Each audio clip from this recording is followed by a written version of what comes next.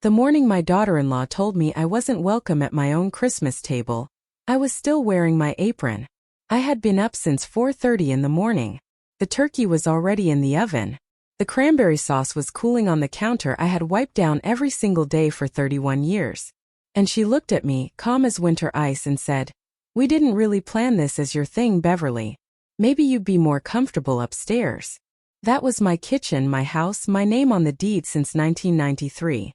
I stood there holding a dish towel, and for a moment I couldn't breathe. Not because I was surprised. Deep down, I think I had known this moment was coming for a long time. I just hadn't wanted to face it. Let me go back to the beginning because this story didn't start at Christmas. It began on a Tuesday in March, about 14 months before that morning, when my son called me from the parking lot of his apartment building and asked if he and his wife could stay with me for a little while. My son's name is Trevor. He's 36 years old. He has my late husband Gerald's eyes, the same gray-green shade I fell in love with when I was 22. Gerald had sat down next to me at a community choir rehearsal in G. Trevor was born 2 years into our marriage, and he was the kind of child who made parenting feel like a gift rather than a duty. Curious, gentle, thoughtful, in that old-fashioned way where he'd pull a chair out for you at the table, and mean it.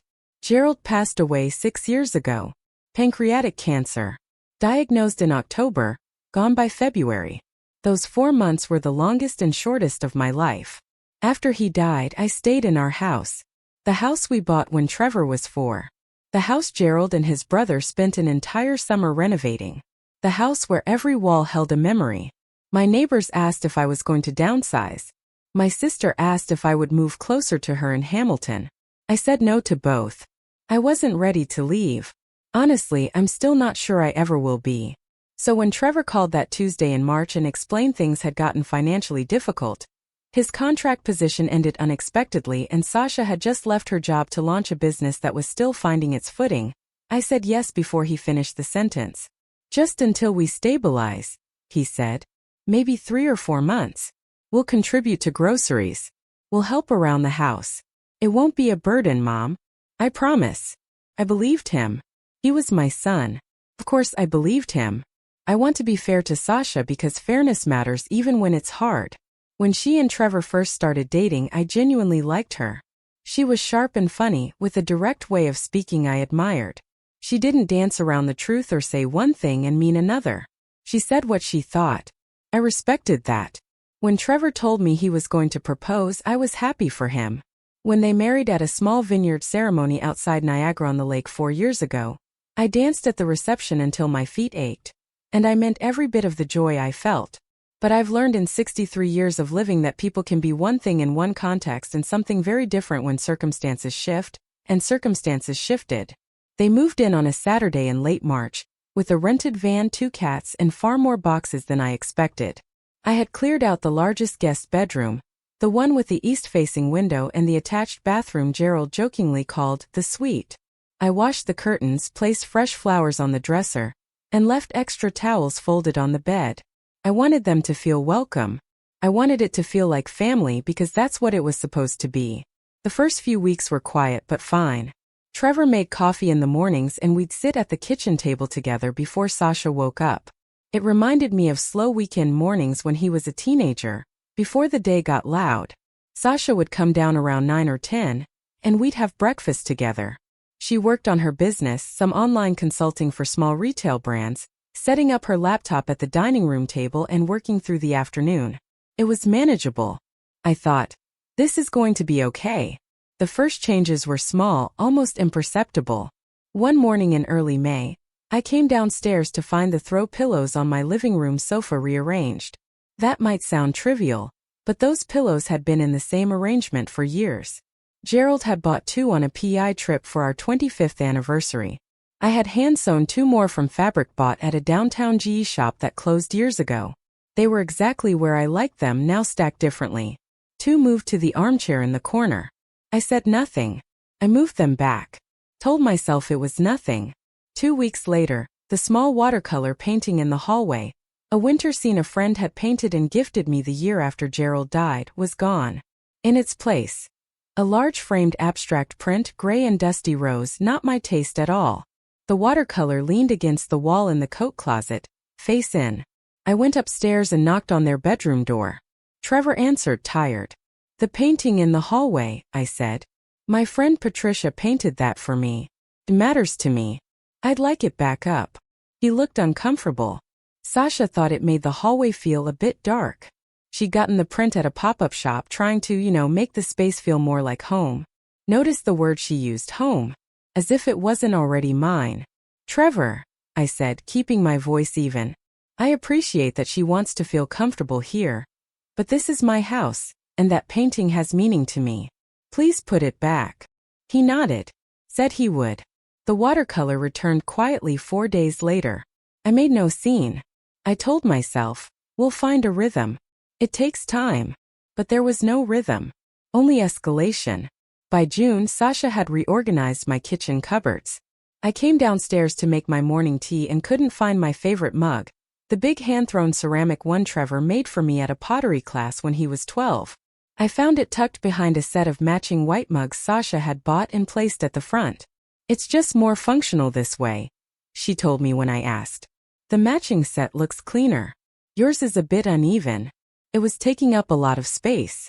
I looked at her for a moment. "My son made me that mug when he was 12. I said. "It lives at the front of the cupboard." She smiled in that way people smile when they think you're being irrational but don't want to say so. "Whatever you prefer," she said. By July, her business had apparently grown enough that she needed a dedicated workspace. She asked if she could use my sewing room, a small room off the main hallway I had set up after Gerald died. Somewhere to work on quilts, alterations, and the kind of careful handiwork that kept my hands busy and my mind quiet during the hard years. I had a long work table, a proper lamp, shelves of fabric organized by color, and my grandmother's old sewing cabinet in the corner. I said no. It was the first time I had said it directly, and I could see from Sasha's expression that she wasn't used to it. "I completely understand," she said, smiling. "No problem at all." 3 days later, I found 2 of her monitor screens set up on my work table. My fabric had been moved to the floor in stacked bins. My grandmother's cabinet was pushed into the corner to make room for an ergonomic office chair. I went to Trevor. "She's really under pressure with the business," he said. He looked genuinely torn and I wanted to give him credit for that. "It's just temporary." "That's my sewing room," I said. "We talked about this." "No, I know. I'll talk to her." He talked to her. She apologized. Her monitor stayed on my work table for 6 more weeks. I'm telling you all this not to catalog every grievance, but to show how it works. It doesn't happen all at once. If someone moved into your home and on day 1 started rearranging your things and taking over your rooms, anyone would react immediately. But it happens slowly, one small erosion at a time. And each moment feels like it might not be worth a confrontation. Before you know it, you're standing in your own kitchen feeling like a visitor in someone else's house. By September, 6 months into what was supposed to be a 3 or 4 month arrangement, 2 things were clear. First, they had no plan to leave. The financial situation had supposedly improved. Trevor had taken on a new contract, but there was no mention of apartment hunting. No timelines, no end date. Second, Sasha had begun treating the house not as a guest space, but as one she was managing. She bought a new kitchen rug without asking. She replaced the hand soap dispensers in the main bathroom with a set she preferred. She spoke to my neighbor Doug about the fence between our yards as though she owned it. She commented on the layout of the living room, suggesting furniture might be moved. And Trevor, my gentle gray-eyed boy who once pulled chairs out for people, said nothing. Or when he did, it was in the voice of a man trying to keep the peace rather than a man who understood what was really happening. One evening in October, I sat at my kitchen table after dinner and wrote a letter to Gerald. I do this sometimes when things are heavy. I told him what was happening. I told him I didn't know what to do. I told him I missed having someone in the house who remembered it was mine. Then I put the letter away and made myself a cup of tea in my son's handmade ceramic mug. And I started to think clearly because here's what I hadn't done, and what I needed to do. I needed to stop waiting for permission to exist in my own home. I had been soft-pedaling, phrasing things as requests. I had been saying I'd prefer, if you don't mind, and when you get a chance. None of those phrases communicate a boundary. They communicate a wish. And wishes I was learning are easy to ignore. So in November I sat down with both of them at the kitchen table, my kitchen table, the one Gerald and I bought at an estate sale in 1997, the one with the scratch on the left corner where Trevor dragged his hockey bag when he was 15, and I said what I needed to say. I love you both, I told them. I'm glad to help when you need it, but I need us to agree on some things. I had it written down. I had a piece of paper. I told them the sewing room was mine, not available as an office. Any changes to the house, any purchase that would alter the appearance or arrangement of any room needed to come through me first. I said the original 3 to 4 month arrangement needed an actual end date, and I asked them to look at apartments and give me a date by month's end. Sasha listened with her hands folded on the table. She nodded at appropriate moments. Of course, Beverly. We appreciate everything you've done for us, she said, polite and composed. Trevor looked relieved, as though the difficult conversation he'd been dreading went better than expected. Nothing changed. The sewing room monitors were gone at least. But there was no apartment search. No end date. In the first week of December, Sasha told me, not asked me, that she was planning a Christmas gathering. I thought it would be nice to have some people over, she said. My sister, her husband, a couple of friends from my business network. Low-key. December 23rd. That's lovely, I said. I'll need to know who's coming so I can plan the food. She tilted her head. Oh, I was going to handle all of that. You don't need to worry about a thing. I looked at her. It's my house, Sasha. I'll need to be involved in any gathering here. Of course, she said. I just meant I wanted to take the pressure off you. I want to tell you what happened on December 23rd, but first, December 22nd matters. I came downstairs that morning to find the dining room rearranged. My good dining chairs, 8 of them dark walnut, bought piece by piece over 20 years, had been supplemented with 6 folding chairs, and the table was moved to the center of the room to accommodate them. The sideboard, where I kept Gerald's mother's china, had been pushed to the far wall. On top, arranged in a line, were white pillar candles in a minimalist branchenberry display from some boutique home decor shop. My centerpiece, the pine and pinecone arrangement with the small brass reindeer Gerald had bought me for our first Christmas, was on the floor next to the sideboard, sitting on a newspaper as if waiting to be discarded. I stood in the doorway for a long moment. Then I picked up my centerpiece, placed it carefully back at the center of the table, moved the white candles to the sideboard, and went to make my coffee.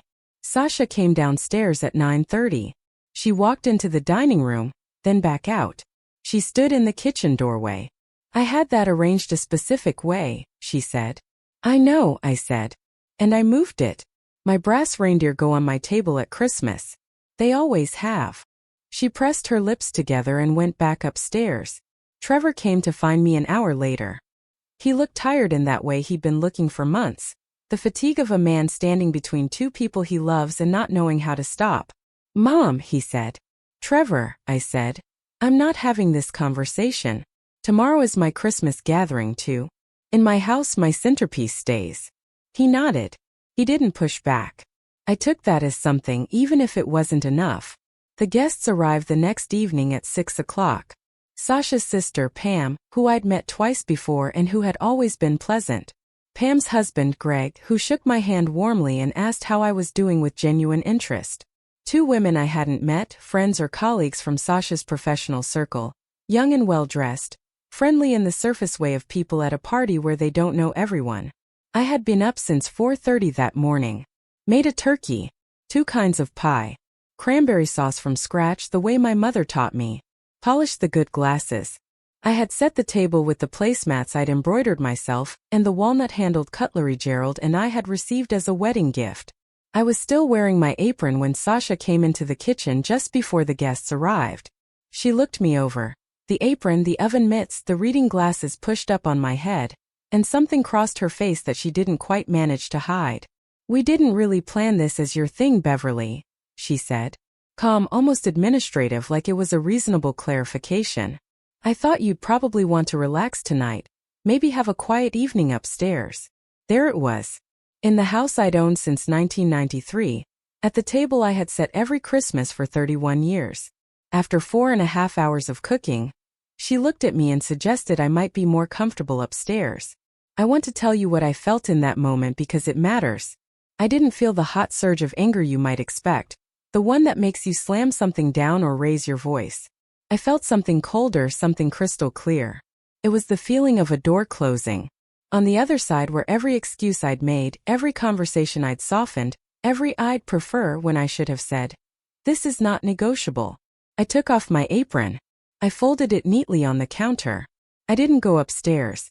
I walked into the dining room where the guests were beginning to settle, and I pulled out the chair at the head of the table, my chair, the one I had sat in at every Christmas since Gerald died, the one I sat in before that when he was at the other end. I sat down. Sasha appeared in the doorway, expression controlled, jaw tight. "Beverly," I said, turning to Sasha's sister. "It's so nice to see you again. Greg, how is the renovation going on your place? I remember Trevor mentioned you were redoing the basement." Greg's face relaxed immediately. "Oh, it's finally done. What a process. Beverly, do you know how long drywall takes to?" And the conversation moved, as conversations do when someone redirects with intention. Pam started telling a story about their contractor. One of Sasha's colleagues asked about the cranberry sauce because it smelled unbelievable. I answered every question, laughed at every appropriate moment, and didn't look at Sasha until she quietly moved and took her own seat. Dinner was served. My turkey, my cranberry sauce, my pies. I sat at the head of my table. After the guests left and the dishes were done, I always do the dishes because it's my kitchen, and washing up after a good meal is one of the more meditative activities at my age. I went and sat in the living room. Trevor came and sat across from me. Sasha stayed in the dining room. I could hear her moving around, probably rearranging something. "Mom," Trevor said. He stopped, started again. "I didn't know she said that to you." "I know," I said. "I'm sorry, Trevor. But I need you to hear this. Really hear it, not just manage it. This is my home. I've been kind, patient, genuinely tried to make space for both of you. But I cannot keep doing that if the space I'm making is filled with disregard. I can't." He was quiet for a long time. Outside, a car went past with faint Christmas music through the window. "I know we've overstayed," he finally said. "I think I've been avoiding it because—" He stopped. "I don't know. It felt easier to stay." "Easier than what?" "Than figuring out what Sasha and I actually need to figure out." I looked at my son, and in that moment I understood something I hadn't allowed myself to see. The difficulty between Trevor and Sasha wasn't only about my house. There was something unresolved in their own marriage. Staying in my house gave them a way to not resolve it. My space, my patience, my cooking, my constant presence had all functioned as a kind of filler, something to focus on instead of each other. That was not my job to fix. Nor should it have been. "I love you," I told my son. "I will always love you. But I need you both to find your own place by February 1st. That gives you 5 weeks. I'll help however I can. I'll look at listings with you. I'll contribute to first and last month if finances are tight. But February 1st is the date." He nodded. He didn't argue. I think, in part, he hadn't been able to access that relief in a long time. And he was. They moved out January 28th, 3 days ahead of the deadline. I don't know the exact conversations between Trevor and Sasha during those 5 weeks, and I didn't ask. They found a 2-bedroom apartment 20 minutes from me, in a neighborhood with a good coffee shop and a nearby park. When they drove away with the rented van for the second time in less than 2 years, I stood on the front porch in my winter coat and watched until they turned the corner. Then I went inside. I put Patricia's watercolor back in the hallway, exactly where it had always lived. I moved my ceramic mug to the front of the cupboard where it belonged. I opened the door to my sewing room and breathed in the particular smell of fabric and old wood that I had missed without realizing it. I got my grandmother's cabinet back in position, sorted my fabric by color, sat at my work table, and started on a quilt I'd been planning since the fall, blue and cream, a flying geese pattern I had made once as a young woman. It took most of that first evening back to cut and organize the pieces. By the time I was done, it was past 11 o'clock, late for me. I made chamomile tea in Trevor's handmade mug. I sat in the kitchen in the quiet. My house. My quiet. My mug. Trevor calls twice a week now. Our conversations are longer, more real, without the static that had built up between us. Last week he told me he and Sasha had started seeing a counselor together. I haven't pressed him for details, that's their life to live. Sasha texted me in February. A short message. She said she knew things had been hard and was sorry for her part in it. I thanked her. I meant it. I hope she figures out what she needs. But she cannot figure it out in my house. My sister visited in March. We sat at my dining table, walnut-handled cutlery, cranberry tea, lemon loaf from our mother's recipe. We talked for 4 hours. She held up one of my embroidered placemats. You made these, didn't you? In what, the 90s? Yes, I said. In 1998, the winter Gerald's mother was ill. I needed something to do with my hands in the evenings. You keep everything, my sister said. Not critically but truly. The things that matter. The flying geese quilt is almost finished now, I told her. I work on it most evenings at my work table under my good lamp, in the room that is mine. When it's done, I'll give it to Trevor and Sasha. Not as an apology, not as a statement, just a quilt made with careful hands, offered with genuine hope for them. But it will be made in my sewing room in my house on my schedule. That, I've learned, is not a small thing. That is everything. If there's one thing I want to leave with you, whoever you are, wherever you are, whatever version of this story you might be living, it's this. The moment you let someone redefine the boundaries of your own home without speaking up, is not the moment they take something from you. That moment always comes earlier, always smaller than you expect. A pillow moved, a painting taken down, a question not asked. Let those small moments pass silently because you love someone, want to keep peace, or think each thing is too minor to fight over, and the accumulated silence becomes the loudest thing in the room. You are allowed to say no. You are allowed to say, "This is my home. This is not negotiable." You can say it kindly, clearly, without apology. Love does not require you to dissolve yourself. Generosity is not surrender. Protecting the life you've built, the rooms, the objects, the routines, the quiet, is not selfishness. It's the basic dignity of existing as a full person, not a convenience for someone else's comfort. Set your boundaries early. Say them plainly. You don't have to be unkind. You don't have to be rigid. But you do have to be clear. People who genuinely love you will respect it. People who won't are showing you something important. Your home is not just an address. It is the shape of your life. Tend it accordingly.